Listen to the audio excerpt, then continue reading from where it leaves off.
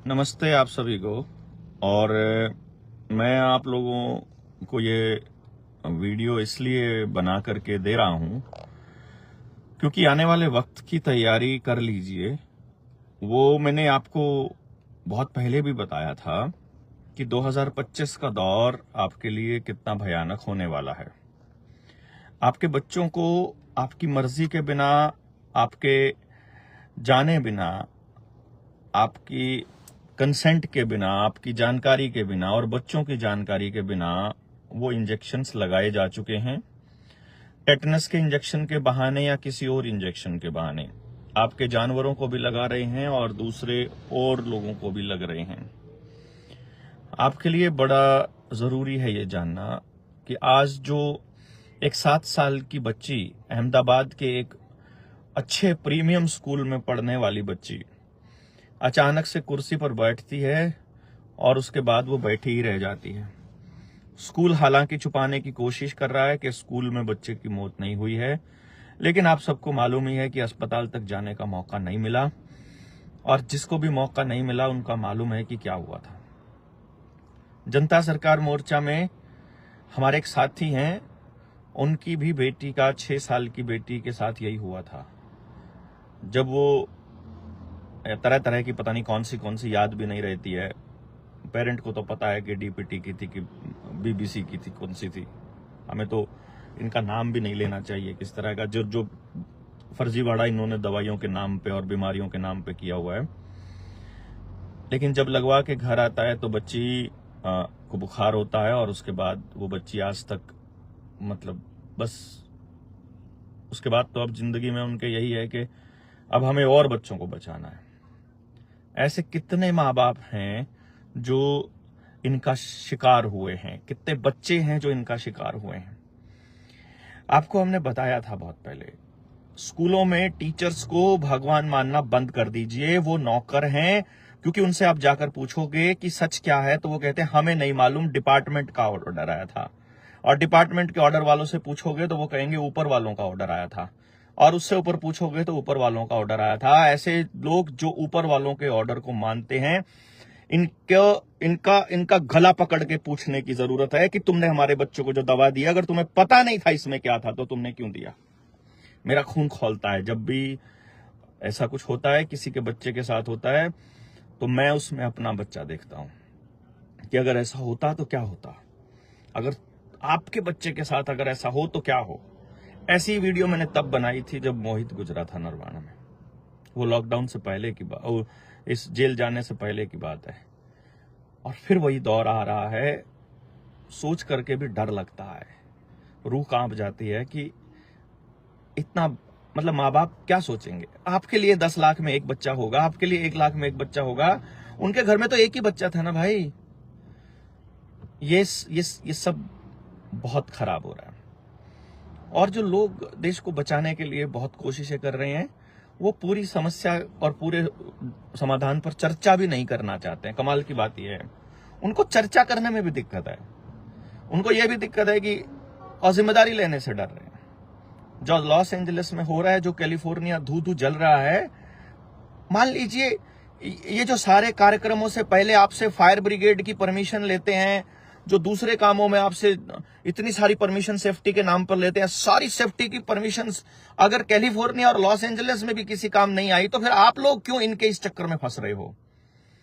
आज के बाद किसी भी अधिकारी से अगर कोई परमिशंस देता है तो क्या हमें नहीं बोलना चाहिए कि तुम्हारी ये परमिशंस किसी काम नहीं आएंगे जब आग लगेगी। ब्लू बीम से जब आग लगाएंगे, ब्लू बीम से आग कैसे लगती है, जैसे लेजर टेक्निक से, लेजर से काटा जाता है ना पेड़ों को, पत्थरों को, बड़ी जो चट्टानों को, वैसे ही दूर बैठे बहुत लंबी लेजर, वो जो छोटे बच्चों को मेले में आपने लेजर देखी होंगी ना, वो लेजर कितनी दूर जाकर के टच करती हैं।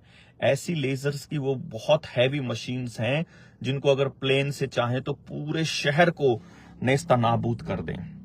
ये लाइट आपको इसलिए दी गई है ताकि पूरे गांव जगमगाते रहे हों जब रात को सोए हुए पूरे गांव के हर घर के ऊपर लेजर बीम से इस तरह से आग बरसाई जाए। आपको लगता होगा ये जंगल के जंगल, उनको विस्थापित करना है हर व्यक्ति को, आप समझ नहीं रहे हैं। उनको विस्थापित करना है। वो हर कीमत पर विस्थापित करना चाहते हैं, और आप उनके उस जाल में फंस रहे हो।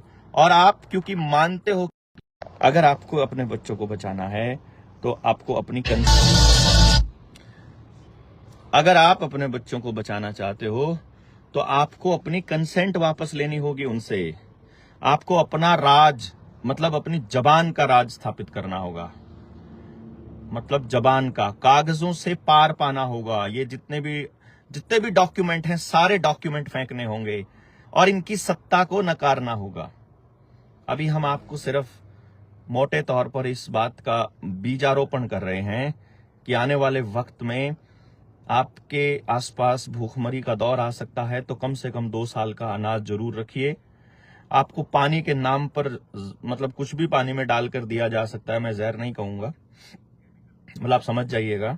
आप बीमार हो सकते हो, शरीर पर फफोले आ सकते हैं और उसके नाम पर आपको कोई इंजेक्शन दिया जा सकता है।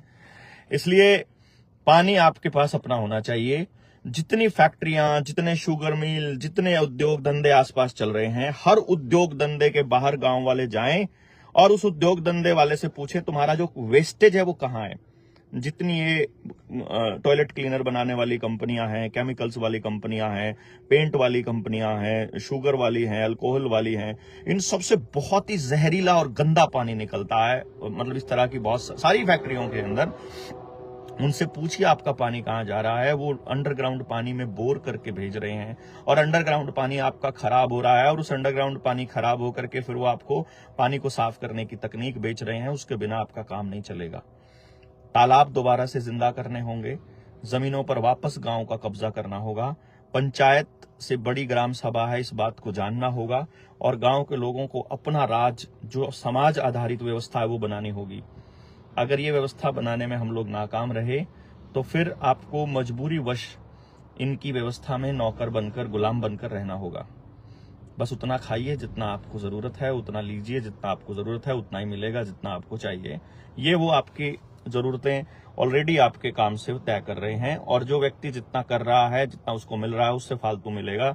जैसे अभी अनाज दे रहे हैं, इनका अनाज फेंक दीजिए, इनका अनाज फेंक दीजिए। सच कह रहा हूं मैं, जो भी ये दे रहे हैं, इनका पैसा इनके मुंह पर मारिए, बोलिए तुम्हारा कुछ नहीं चाहिए, लेकिन कोई कागज नहीं देंगे। आपको ये करना ही होगा। शहर की व्यवस्था में बैठे लोग गांव को सपोर्ट करना शुरू कीजिए और गांव से बात करना शुरू कीजिए। गांव को दोबारा जिंदा करना शुरू कीजिए। गांव बचेगा तो भारत बचेगा। ये हरामखोर शहर को विस्तार करते करते गांव को उस नगर पालिका की सीमा में ले जाते हैं और कहते हैं तुम्हारी जमीन की कीमत बढ़ गई। अरे अगर मान लो एक जमीन की कीमत, मतलब एक एकड़ जमीन की कीमत यदि वो 50 करोड़ भी कह दें, 10 करोड़ भी कह दें, उनको क्या लगता है? डिजिट ही तो ट्रांसफर करने हैं। आप समझिए, वो डिजिट उनके लिए ट्रांसफर करना कोई मुश्किल नहीं। और सीबीडीसी पूरी तरह से लॉन्च होने के बाद तो बिल्कुल भी नहीं। अखबारों के अंदर 500 रुपए के नोट के बारे में आपने खबर पढ़ी होगी कि नकली नोट बाजार में है, जिनको पहचानना मुश्किल है। तो जैसे 2000 का नोट गायब कर दिया, ऐसे ही 500 का नोट गायब कर देंगे, आपके पास क्या बचेगा? मेरी बात को समझिए और अपनी कैश में डील करना शुरू कीजिए। डिजिटलाइजेशन का पीछा छोड़ दीजिए। मोबाइल को रात को ऑफ करना चालू कर दीजिए, और गांव के अंदर जितने भी वो रेडिएशंस हैं, हाई मतलब वाईफाई वाले, वो सारे बंद करवा दीजिए और अपने बच्चों को बचा लीजिए। स्कूल के वालों को बोल दीजिए हमारी इजाजत के बिना किसी बच्चे का ना कोई अपार आईडी बनेगा, ना कोई सैंपल देंगे, ना कोई स्कूलों को इन्होंने अपने एक्सपेरिमेंट सेंटर बना रखा है। आप समझ नहीं रहे हैं। कोई बात नहीं, हम लगे हुए हैं। और जितने लोग अपने जेएसएम की टीम में, 200 लोगों की टीम में शामिल होना चाह रहे हैं, वो सारे लोग लाइव आकर के बताइए कि ये जो लॉस एंजलिस में हो रहा है, ये किया जा रहा है। भूकंप, बाढ़, बारिश, सूखा, ये सब वो लोग कर सकते हैं। खुद बोल रहे हैं हमने एक्सपेरिमेंट्स किए हैं। सर्च कर लीजिए सर्च इंजन्स पर, वो सब कुछ किया जा रहा है। आर्टिफिशियल है ये। बेमौसम बरसात भी हो रही है, और ये आप लोगों को विस्थापित करना मुख्य काम है इनका। क्योंकि जो आदमी विस्थापित हो जाएगा वो शरणार्थी हो जाएगा और क्लेम नहीं कर पाएगा। बस आप इस खेल को समझकर और लोगों को समझाइए। लाइव आइए, लोगों को बताइए, शेयर कीजिए और लोगों तक भेजिए। जितना हो सके सबको बताइए। बस जानकारी ही, नॉलेज ही ताकत है। Knowledge is power. आपने कल वो देखा ही होगा जो हरिद्वार में हुआ, हम लोगों को उन्होंने कैसे रास्ता रोका, मतलब 7-8 गाड़ियां थी। और जैसे ही उन्होंने देखा कि ये लोग तो जो भाषा बोल रहे हैं वो बड़ी टेक्निकल है, और वो कहते हैं ये तो जानकार लोग हैं भाई, इनके यहाँ से कुछ नहीं मिलेगा। 3 गाड़ियां थी हमारी जो फाइनेंस पर थी, और हरिद्वार में वो देख करके कि फैमिली है, उन्होंने हमसे पूछा फैमिली को भी साथ में लेकर आए हो, फैमिली के होते हुए भी आप ऐसा कर रहे हो। मैंने कहा भाई फैमिली, अरे फैमिली को पहले मालूम है, एक बार जाके बात करके देखो, अगर यहाँ लेडी भी चला रही होती तो आपको मालूम होता। इसलिए अपने डीएनए को बचाना बहुत जरूरी है। सर्च कीजिए डायरेक्ट एनर्जी वेपन DEW, और सर्च कीजिए किस तरह का खेल ये खेल रहे हैं, आसमान से किस तरह ये आर्टिफिशियल रेन करते हैं, आर्टिफिशियल बारिश करते हैं, कैसे कैम्पट्रेल बरसाकर आपके भोजन को दूषित कर रहे हैं, जहरीला बना रहे हैं, आपकी पाइनियल ग्लैंड को अटैक कर रहे हैं सफेद लाइट से, वाईफाई से, एल्यूमिनियम से, इंजेक्शन से, और ढेर सारी ऐसी चीजों से, फ्लोराइड से जो पानी में मिला के दे रहे हैं। और मतलब अपने बच्चों को बचाना आपकी प्राथमिकता होनी चाहिए, आपकी सबसे आखिरी बात हो रही है। मुझे सुनकर बड़ा दुख होता है, जानकर बड़ा बुरा लगता है। तो आप मतलब इस बात को बहुत लोगों तक आपको लेकर के जाना होगा। कनेक्शन स्लो है, लेकिन एक अपने साथी हैं हिमांशु जांगड़ा, वो कनेक्ट होना चाह रहे हैं, देखते हैं कि वो क्या कहना चाह रहे हैं। वो उन्होंने अपना कैंसिल कर दिया है, तो मैं अप्रूवल कैंसिल कर रहा हूं। एनी हाउ, आप सब लोग जुड़े, आपको शेयर करना है, आप शेयर कीजिए और दूसरे लोगों तक बताइए। अदरवाइज अपनी लाइव चला करके लोगों को बताइए कि ये सब किया जा रहा है। अपना अनाज, अपना पानी, अपने बीज, अपने डंगर ये सुरक्षित कर लो और गांव को बचाने की दिशा में काम कर लो। बस एक बात सुनो, और न्यू वर्ल्ड ऑर्डर पर तो आपको सारा कुछ पता ही है, उसी का खेल चल रहा है। बाकी हम लोग भी अपनी लड़ाई को आखिरी तक लड़ते ही रहेंगे। लड़ाई उनके खिलाफ होनी चाहिए, आपस में नहीं। जिसको जैसे समझ आ रहा है देश को वैसे जगाइए और इस जागरण का हिस्सा बनिए। यही आपको करना है, यही हमारा काम है। और जो व्यक्तिगत कोई किसी पर आरोप लगा रहे हैं, समझ लीजिए आज के वक्त में वही लोग देश के साथ गद्दारी कर रहे हैं। और समझ लीजिए कि जब समय आता तो वो लोग कितने मतलब कितने खतरनाक होते।